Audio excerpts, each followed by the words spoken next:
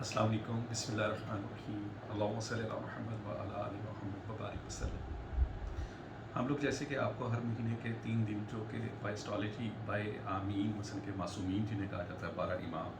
ان کی کتب آپ جب پڑھیں گے یا مطالعہ کریں گے تو آپ کو پتہ لگے گا کہ انہوں نے بھی ان 3 دنوں میں نئے کام کرنے سے، شادی، نکاح،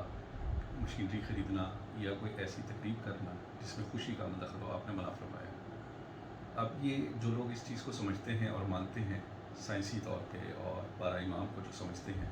کیونکہ 12 امام وہی چیز کرتے ہیں جو اللہ کے رسول صلی اللہ علیہ وسلم نے بتائی یا ان تک نبی وسلم کے تبسل سے پہنچی، اور اس لیے اس چیز کو میں 13 جانتا ہوں کیونکہ 12 اماموں نے اس کو لیا اور فالو کرا۔ اب کا جو قمر رکب ہے اگست کا، وہ شروع ہو رہا ہے 22 اگست کو صبح 4:30 بجے، رات 12 بجے کے بعد تاریخ چینج ہو جاتی ہے۔ 22 تاریخ کو شروع ہو رہا ہے 4:30 بجے صبح کو قمر اکرم میں آ جائے گا، اس کو یہ کہتے ہیں، اور یہ ختم ہو رہا ہے 24 اگست کو دوپہر 2 بجے۔ ٹھیک ہے، اب اس میں آپ لوگ دیکھ لیں، اگر آپ بچنا چاہتے ہیں اس کی نحوست سے سفر نہ کریں،